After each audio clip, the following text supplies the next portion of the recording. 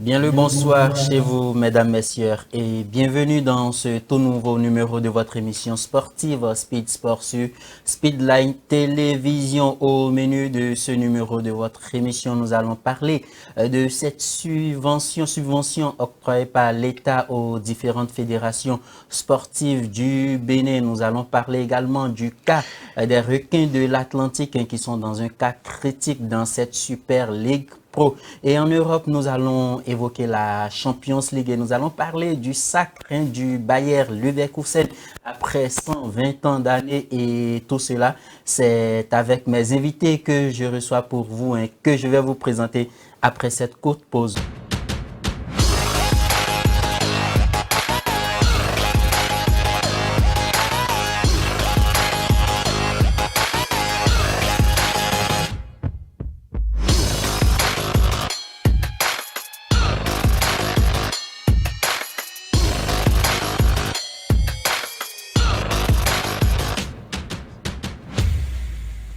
De retour dans ce studio avec nos invités, des habitués de ce plateau que je m'en vais vous présenter. Alors, Chérif Montchéoua, bonsoir.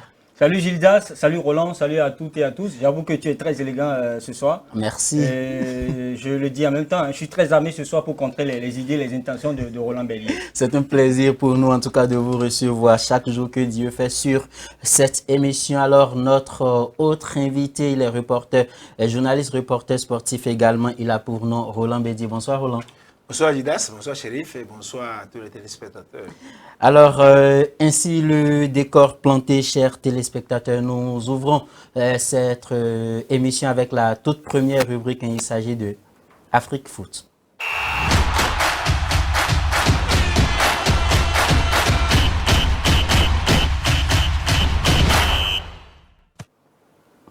Dans Afrique Foot, nous allons aborder la subvention octroyée par l'État aux différentes fédérations sportives dans notre pays, le Bénin et Roland.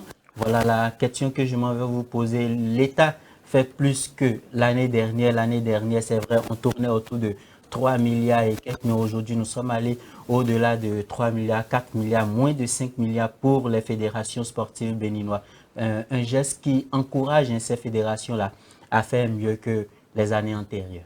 Oui, Gidas, c'est bien. Je pense que c'est un acte coutumier. Il faut apprécier d'abord, avant de parler de cette augmentation, particulièrement cette année, c'est un acte coutumier pour ce gouvernement qui œuvre beaucoup pour le sport depuis 2016. Je pense que chaque année, l'État fait un effort remarquable par le biais du ministère des Sports pour octroyer, aider les clubs et les fédérations sportives à les soulager un peu dans les peines.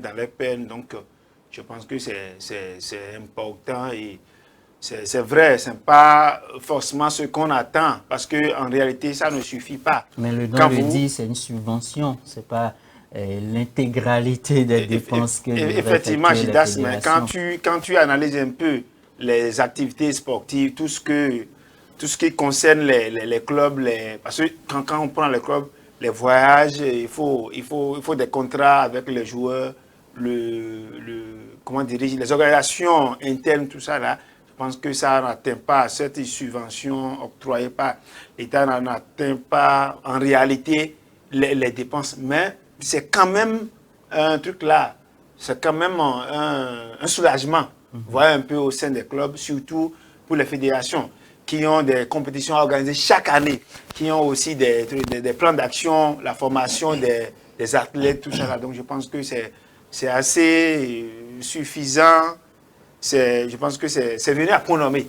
Voilà un peu au sein de tous les... Alors, Chérif, il dit que c'est pas assez suffisant, mais quand par exemple je prends un club de la Super League Pro qui touche une subvention de 60 millions, quand on sait que des clubs de la Super League Pro, il y en a qui ont des sponsors, des partenaires qui leur viennent en aide, je pense que c'est déjà un gros effort que le gouvernement fait à l'endroit de ces clubs-là et de ces fédérations. Oui, mais vous parlez, Gildas, de 60 millions d'euros. 60 millions d'euros ne fait pas le salaire de 60 millions de francs CFA. Excusez-moi, autant pour moi. 60 millions de francs CFA. Ça ne fait pas le salaire de Kylian Mbappé. Hein. Ça ne fait pas le salaire de Kylian Mbappé. Mais, mais c'est deux mondes différents. Là, nous sommes en Europe et ici, nous sommes en Afrique et nous sommes au Bénin. Et quand on parle du sport au Bénin ou du foot au Bénin, on sait comment le déplacement se fait. Nous sommes dans un tout petit pays. On ne va pas dire que 60 millions, c'est vraiment insignifiant. Non, c'est jamais... On ne va pas forcément... On ne peut pas parler des sous insignifiants. Il faut quand même mettre à l'actif du gouvernement. Cette initiative qui est née depuis des années, ça consiste quand même à aider ces clubs en difficulté. On sait combien de fois les présidents souffrent, on sait combien de fois les joueurs y souffrent. Il y en a certains qui sont sous contrat et par moment, ces contrats ne sont pas souvent... l'engagement ne sont souvent pas respectés. Il y en a certains, les contrats par moment sont résiliés sans aucune procédure judiciaire. Donc tellement de difficultés, l'initiative mise en place par le gouvernement. Et il faut saluer, parce que là, ce n'est vraiment pas facile. C'est vraiment pas facile. Après, quand on voit ce qui se passe de l'autre côté de l'Europe, vous voyez, on sait que les joueurs, les Européens, ils ont des gros contrats avec des marques, des maisons données. Cela, quand même, leur permet de se faire beaucoup d'argent. Il y a la vente des maillots que font les clubs, la publicité, ça ramène beaucoup d'argent. Ce n'est pas forcément le cas de chez nous. Donc, 60 millions de francs CFA pour un club de la Super League Pro, ce n'est pas insignifiant. Mais c'est quand même déjà un ouf de soulagement. Voilà, un ouf de soulagement. On parle de 15 millions de francs CFA pour les clubs amateurs.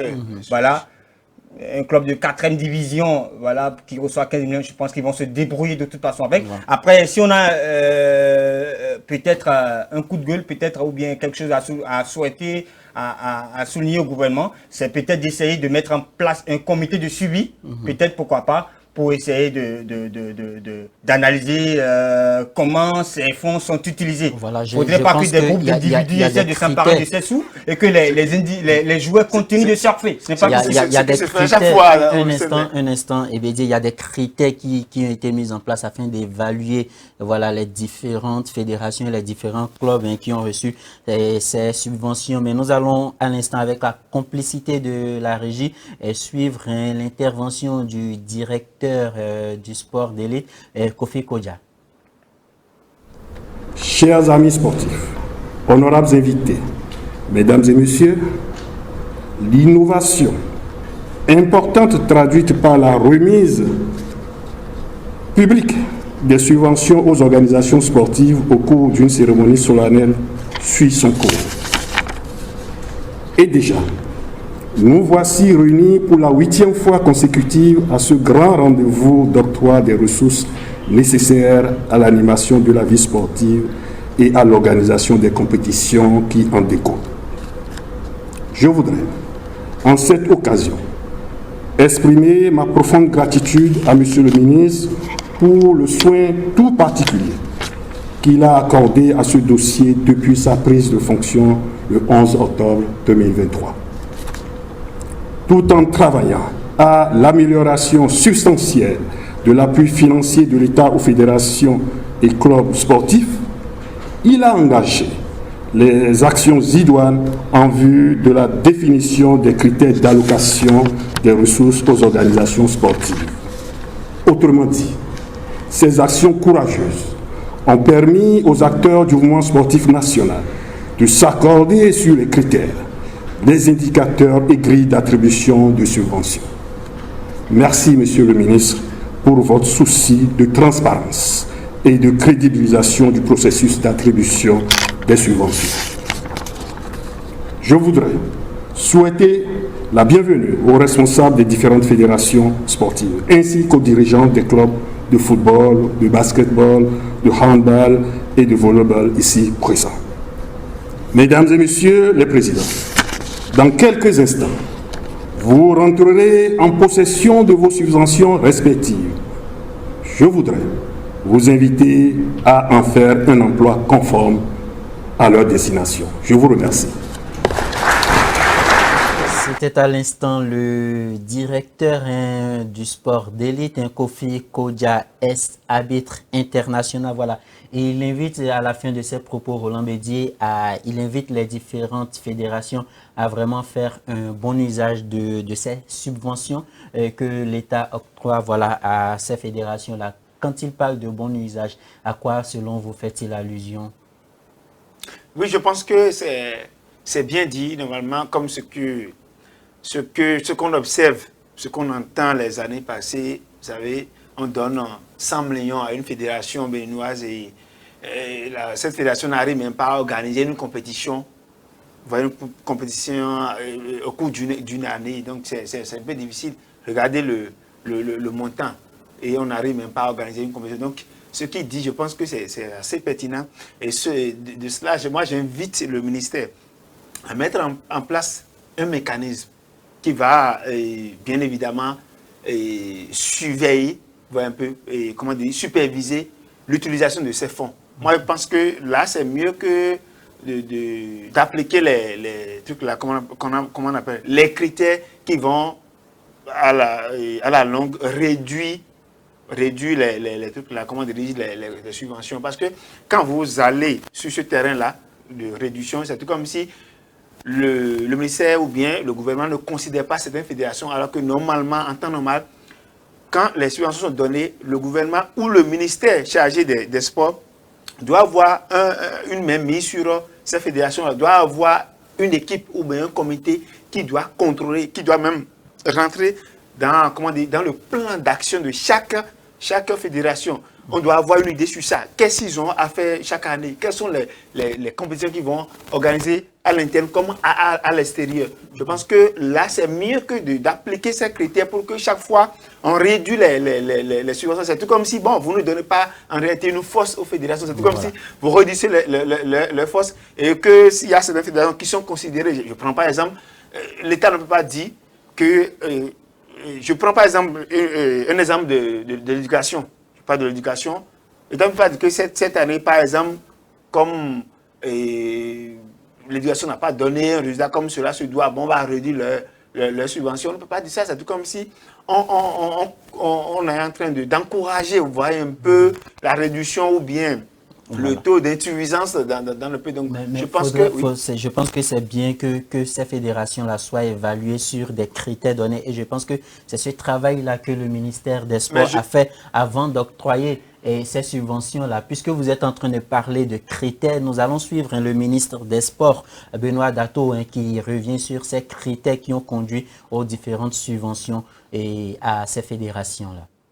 L'intention du gouvernement pour le secteur des sports, celle de faire du Bénin une grande nation sportive, consiste à réaliser d'importants investissements en vue de professionnaliser notre sport, de former nos sportifs et de permettre à nos athlètes et tout l'écosystème de renouer successivement avec le chemin de la victoire.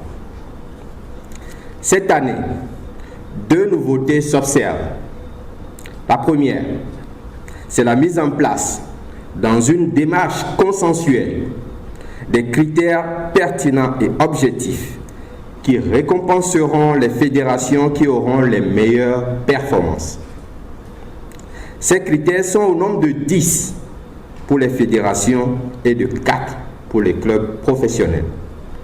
S'agissant des fédérations sportives, les critères au plan national sont la qualité de l'encadrement technique et de l'arbitrage, la qualité de la gestion administrative et du fonctionnement, la qualité de la gestion financière, la qualité de la gestion stratégique, la qualité de la gestion des ressources humaines opérationnelles, le sponsoring, la capacité d'organisation des compétitions, la démocratisation de la pratique sportive. Au plan international, ces critères tiennent compte essentiellement du niveau et du type de compétition et du rayonnement international. En ce qui concerne les clubs professionnels bénéficiaires des subventions, les 4 critères retenus sont relatifs à la performance sportive, à la gestion administrative, juridique, financière et du personnel. La seconde nouveauté concerne l'inédite enveloppe financière globale que le gouvernement met à la disposition du mouvement sportif béninois. Qu'il vous souvienne que que le jeudi 7 mars 2024, ici même au Palais des Congrès, je vous informais de la décision du gouvernement à prendre en charge la préparation et la participation des équipes nationales de l'ensemble des disciplines aux compétitions internationales majeures, à savoir les championnats d'Afrique et les championnats du monde. À cet effet, outre les 3 milliards 200 millions déjà dédiés à cette prise en charge, le gouvernement octroie aujourd'hui aux fédérations sportives et aux clubs professionnels une subvention d'un montant global de 4 milliards 655 millions de francs CFA.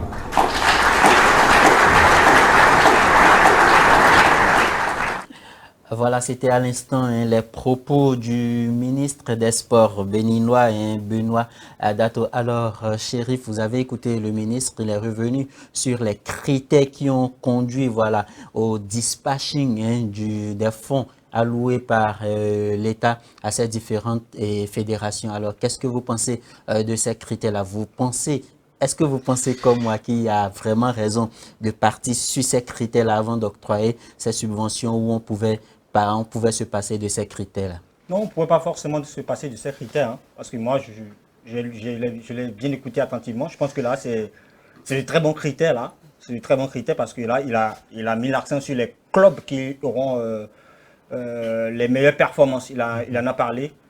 Si vous êtes un club aujourd'hui et que vous savez que quand vous serez peut-être premier, après le passage de la Super League Pro, vous aurez un montant de 100 millions de francs CFA. Pourquoi ne pas se battre véritablement? Pourquoi ne pas mouiller les maillots? Pourquoi ne pas convaincre les joueurs à véritablement mouiller le maillot pour essayer de ramener le titre? Parce que les critères prennent en compte quoi? La gestion de l'équipe, la gestion de l'équipe, la performance, le staff, la performance. Voilà. Et il y a des joueurs aujourd'hui, ne serait-ce qu'aujourd'hui, j'ai échangé avec un joueur qui me dit, mais ça fait bientôt 3 mois que nous sommes sans salaire, c'est compliqué. Quand c'est comme ça, je me demande si on a toujours la motivation de mouiller le maillot pour notre club. Et quand c'est comme ça, quand des témoignages de ces gens-là viennent, Roland Bédier accepter que le gouvernement mette en place un critère voilà, qui puisse vraiment censurer ces clubs-là qui se comportent de la sorte avec des joueurs, même si le résultat n'est pas bon.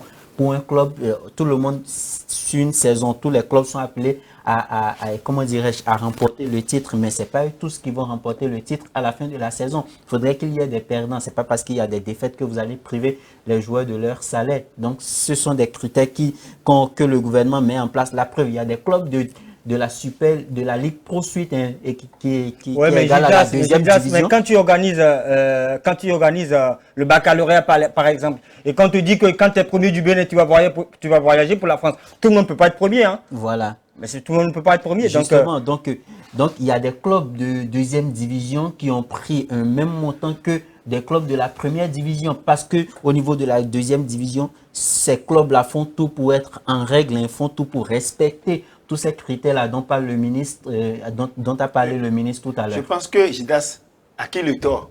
Moi, il dit que c'est l'État qui est à la base de tout ça là. Moi, je ne peux pas octroyer, voir un peu, aider quelqu'un et ne pas pouvoir avoir un suivi sur comment dire, le fonds octroyé. C'est là, moi, j'en viens. Je sais que l'État a octroyé, nous sommes d'accord. Mais il faut un mécanisme pour surveiller. Vous voyez? Et même si l'État peut œuvrer, même pour, comment dire, installer un comité qui va essayer d'organiser les compétitions, Moi, je parle très souvent du plan d'action de chaque fédération. Il faut que chaque fédération ait un plan d'action. On sait que cette année, il doit faire telle chose. Participer à la formation des athlètes, des joueurs, des joueuses, tout ça là, l'État doit valider tout ça là. Parce qu'une fois que la subvention est octroyée au club, on doit avoir une idée claire sur leur plan d'action. On doit avoir une idée claire sur la gestion des fonds. Voilà.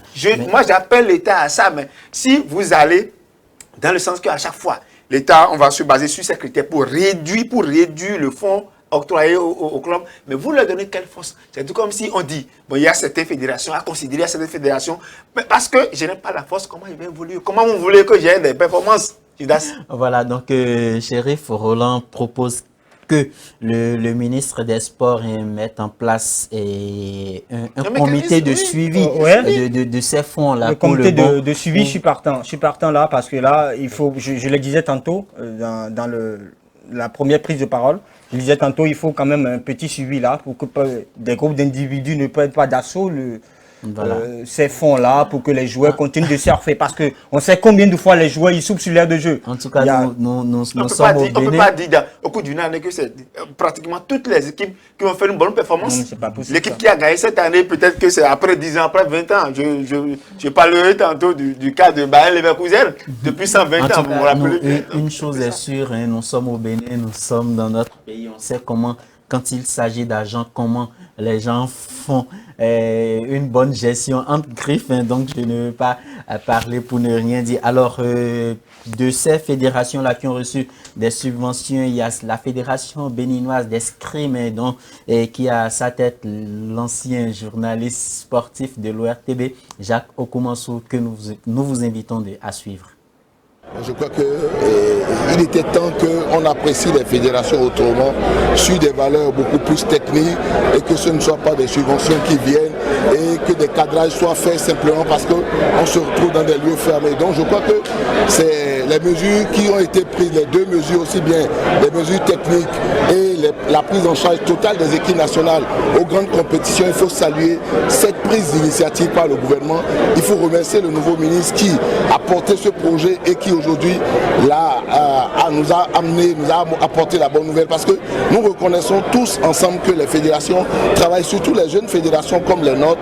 On pense qu'on ne fait pas de boulot. Donc si ces évaluations viennent et qu'on se qualifie peut-être pour les Jeux Olympiques, comme on l'avait fait en 2014, si aujourd'hui l'escrime par exemple se qualifie forcément, ça nous donne beaucoup de points, ça me donne 20 points. Ça veut dire que je passerai devant beaucoup de fédérations. Donc dans ces évaluations, je suis sûr que je travaillerai plus parce que mes subventions vont décupler. Donc je crois que nous remercions cette initiative parce que cette initiative viendra corriger des erreurs qui sont faites dans les subventions et à partir de ce moment, les fédérations vont travailler davantage et on aura de très très bons résultats, à coup sûr.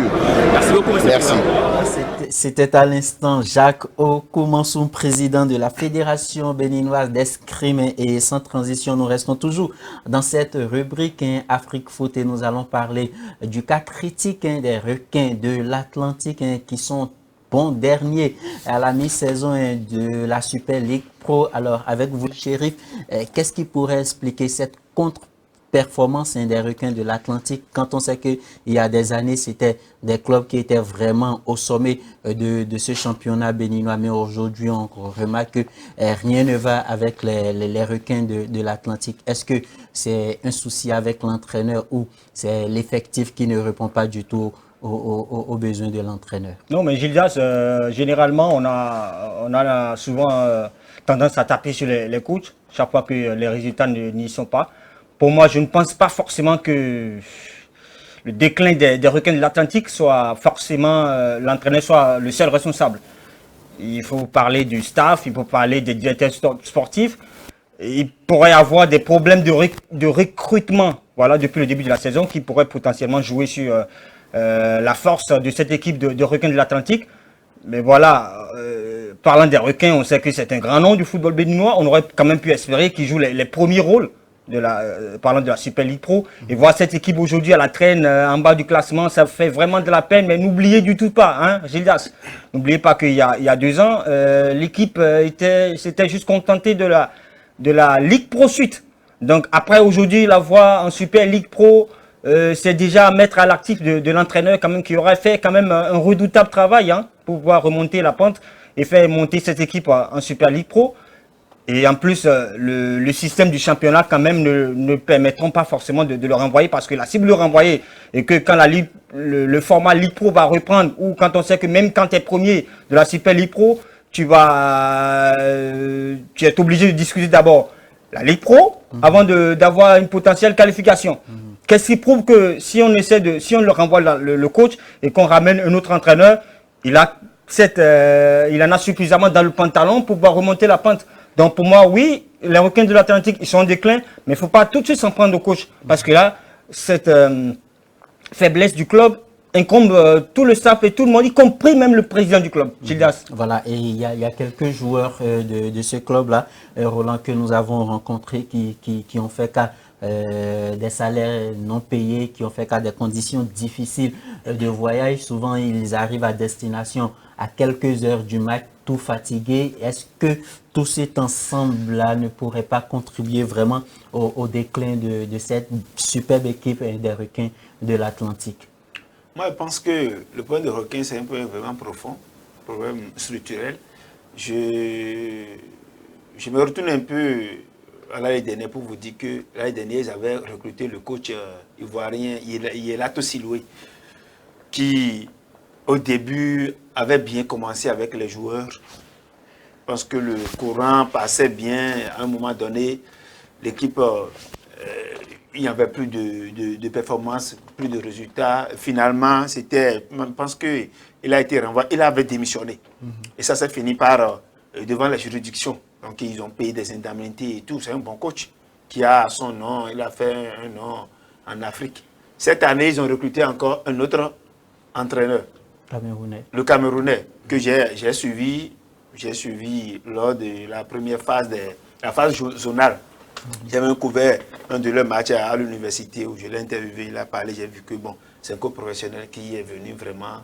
Et je pense même que, même au début de la Super League Pro, ils gagnaient des matchs, ils avaient gagné 2 à 3 matchs au début. Donc c'est un peu pour dire que ce n'est pas forcément un problème qui concerne le coach ni les joueurs.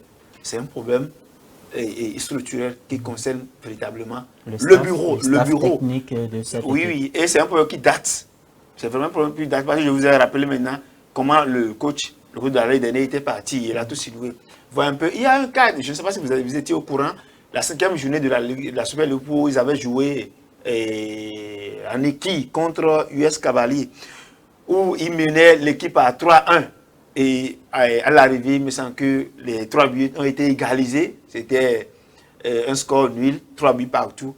Et j'ai même appris que, j'ai lu ça sur les réseaux sociaux, il me semble que, j'ai mené mes enquêtes, il me semble que le coach a ordonné au chauffeur de conduire le véhicule, le bus vide à Cotonou. Et de laisser il a abandonné tous les joueurs. Il a abandonné tous les joueurs. Je ne sais pas comment ils se sont débrouillés, mais finalement, parce qu'il a laissé les joueurs et le staff technique. Ils se sont débrouillés. Je ne sais pas comment ils se sont arrangés pour venir à Cotonou. Regardez, c'est des problèmes. Moi, je me demande aujourd'hui, est-ce que ces joueurs, moralement, ont encore le truc là, comment dire, la force de progresser, de la question, je parle, regardez aussi le coach que vous avez laissé, un coach étranger, un Camerounais professionnel que vous avez laissé à Niki, au nord. Vous ramenez le bus vide à Cotonou.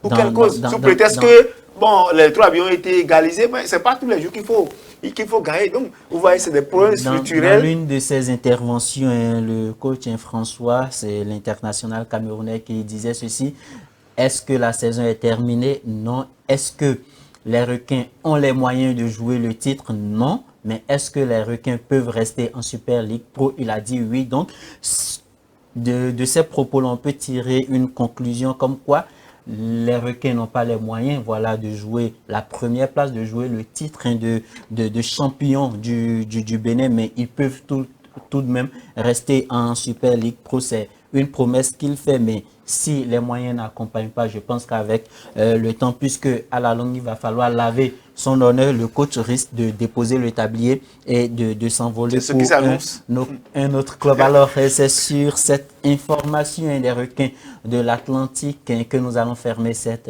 rubrique et passer à la seconde rubrique. Il s'agit de Tour d'Europe.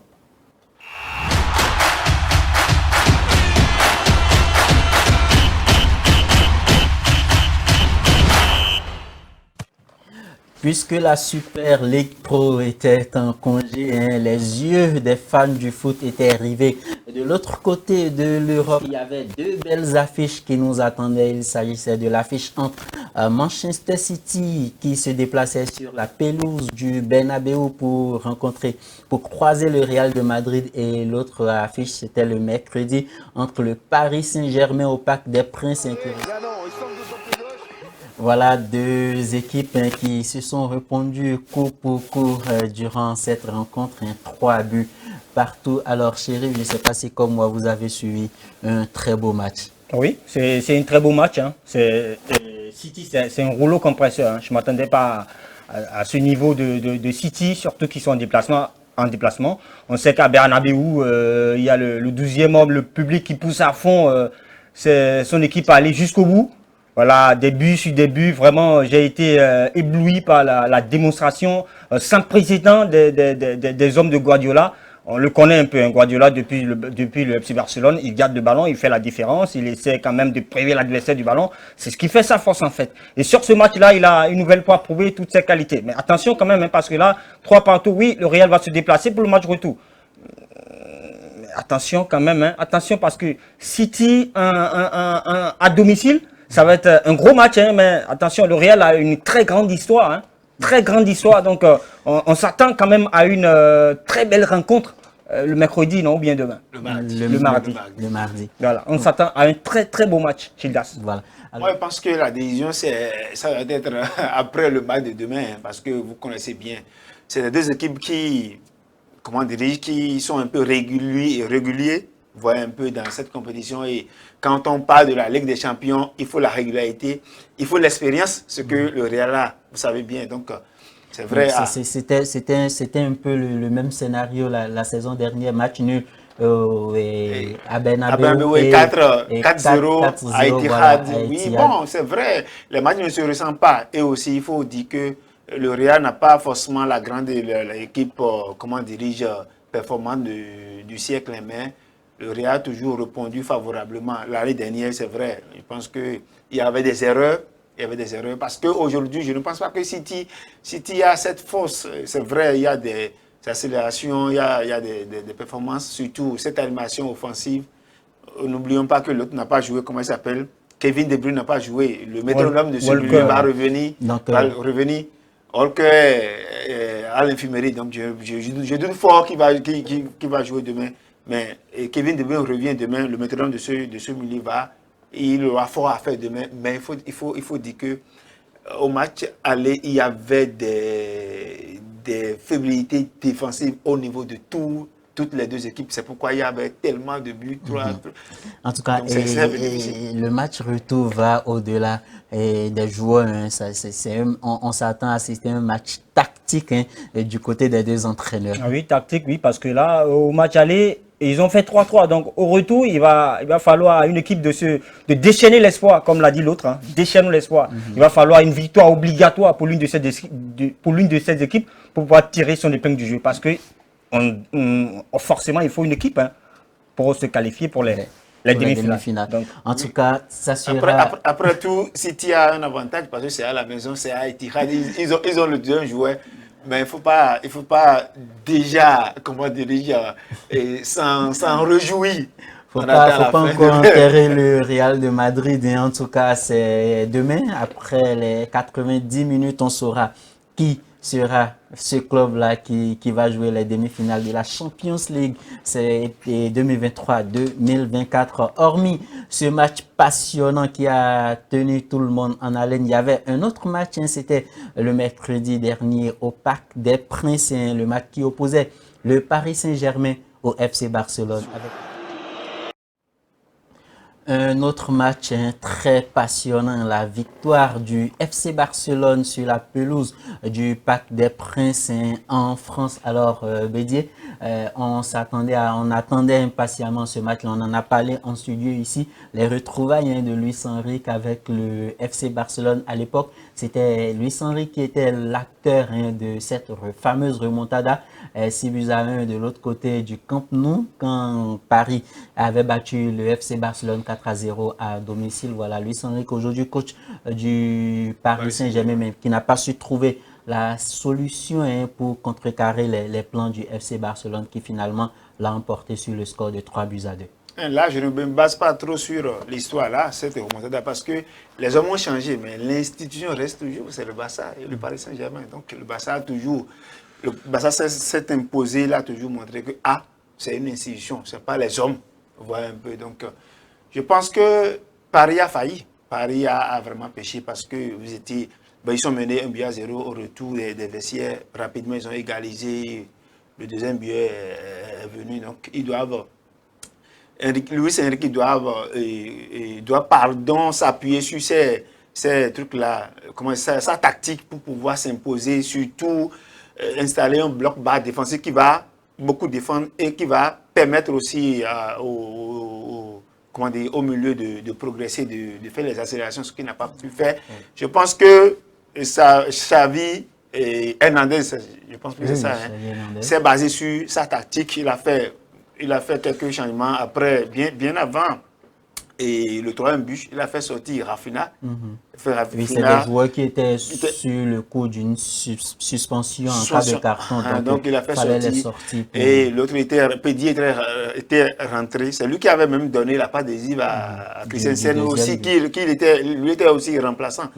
Voilà un peu. Donc, je pense qu'il s'est basé sur sa tactique. Il faut arrêter, Roland Bédier. Moi, je ne suis pas d'accord avec toi quand tu racontes n'importe quoi. On parle d'une équipe du PSG aujourd'hui. C'est quoi ce Donnarumma là? C'est n'importe quoi. C'est un gardien celui-là. C'est de la merde. On n'a rien vu de sérieux dans ce match-là. Une équipe du Paris Saint-Germain où le coach a failli. Oui, certes, il a fait entrer Barcola. Il a fait entrer Barcola, le match a changé tout de suite. On a vu l'égalisation et puis du coup le second but. Pourquoi tu sors un joueur et tu fais entrer Zaïmeri? Zaïmeri, c'est un joueur celui-là. Zaïmeri est entré en jeu, tout a basculé. Le Barça a repris le jeu en main. T'as vu? Le Barça a repris le jeu en main et Paris a disparu de l'aire de jeu et on n'a rien vu pratiquement.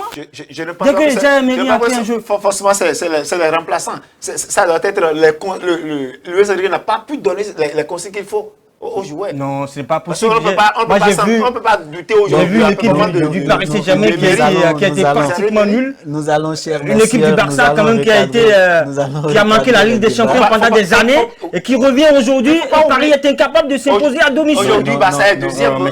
Barça est derrière. Non, il faut dire que le Barça traverse des situations économiques très compliquées.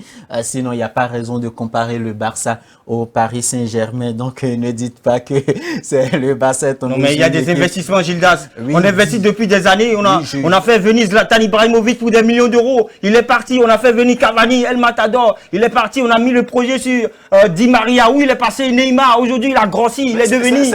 Il a le gros ventre et n'importe quoi, ces gens-là. C'est le vrai problème. On suppose que aujourd'hui, PSG n'est pas une institution. Parce qu'un club où un projet est basé sur un joueur, c'est tout comme si, bon, l'entraîneur n'a plus sa suprématie sur cette rencontre. Roland, c'est bon, nous allons évoluer puisque nous sommes pris par le temps. La suite de cette rencontre, qui du Paris Saint-Germain ou du FC Barcelone sera en demi-finale? La réponse, c'est pour demain à partir de 20h, heure béninoise. Alors, nous allons fermer la page Ligue des Champions et rester toujours en Europe. Et cette fois-ci, nous allons parler de ce sacre historique de l'autre côté de l'Allemagne en Bundesliga. Il s'agit du sacre du Bayer Leverkusen, les hommes de Xavi Alonso, champion d'Espagne et champion d'Allemagne, voilà, pour la première fois depuis 120 ans. Et quoi encore, ils viennent mettre fin à l'hégémonie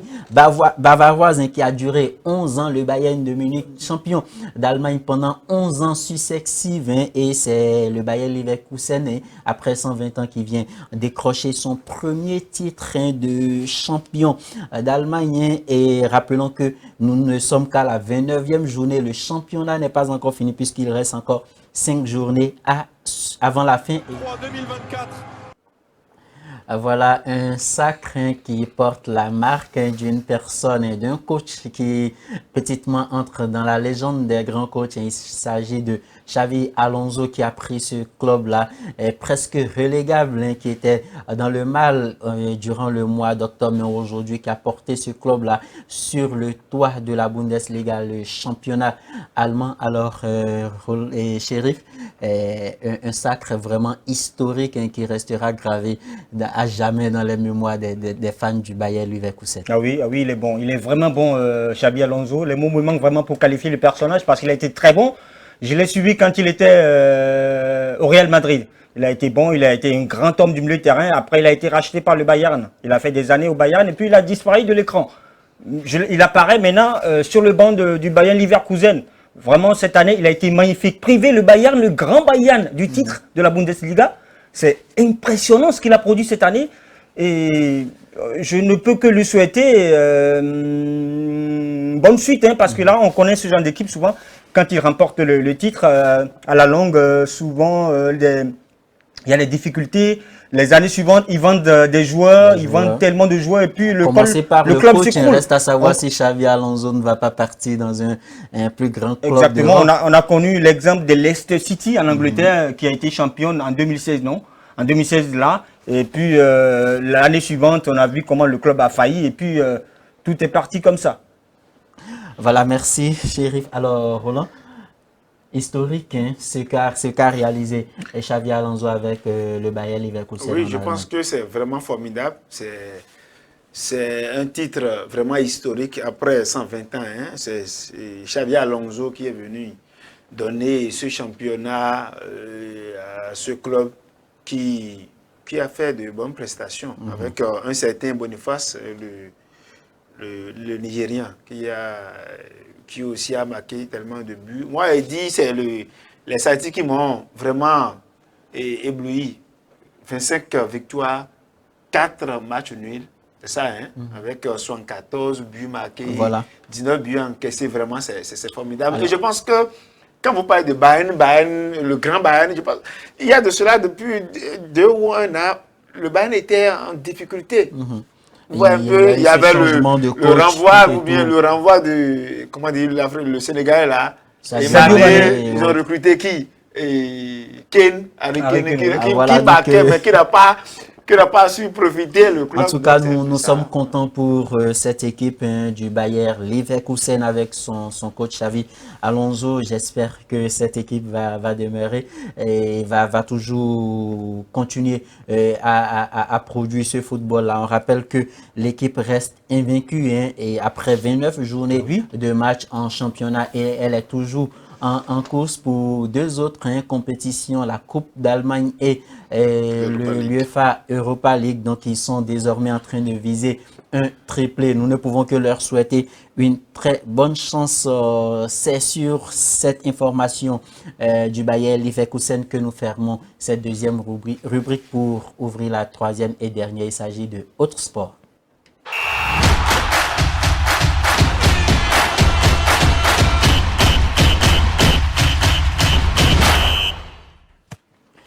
Dans Autres Sports, nous allons parler de cette athlète béninoise, Odile Aronwanou, qui, après son sacre de l'autre côté de Accra aux Jeux africains, a foulé les terres béninoises avec son coach, et elle a donné une conférence de presse au siège de la Fédération béninoise d'athlétisme. Je vous invite, avec la complicité de la réalisation, à suivre un extrait de cette conférence. Mais quand on revient et qu'on gagne, déjà pour revenir, il faut que physiquement, mentalement, il faut se préparer. Donc, ce mental, je l'ai. Et c'est ça qui est ma force aujourd'hui et pour toujours. Donc, revenir et gagner, ben, ça donne une fierté de représenter le Bénin. De toute façon, chaque fois que je porte le maillot béninois, je suis doublement fière. Déjà, le rêve, en tout cas, moi, mon rêve, c'est d'avoir le maximum de médailles. Douali Yarigo et moi, on communique, même si sur les réseaux sociaux, ce n'est pas notre vie. On ne met pas tout ce qu'on dit sur les réseaux sociaux. C'est une sœur que je respecte beaucoup par sa détermination, son engagement. Et quand elle a eu cette médaille, je fais partie des premières personnes, en tout cas, à la féliciter. Vous savez que le sport, à un moment donné, il faut arrêter, même si tu ne veux pas arrêter. À un moment donné, il faut savoir passer par la grande porte que de passer par la petite porte. Eh bien, c'est sur cette conférence de presse de Odile Aronwanou en compagnie de son coach que nous allons fermer ce numéro de votre émission Speed Sport. J'étais en compagnie de Chérif Motchewa. Merci Chérif d'être resté des nôtres. Et Roland Bédier, merci à vous aussi. Oui, Roland Bédier. Merci Gilles. Merci à vous aussi, chers téléspectateurs. Merci à toute l'équipe de réalisation d'ici là. Portez-vous bien. On se donne rendez-vous le lundi prochain pour un nouveau numéro de votre émission.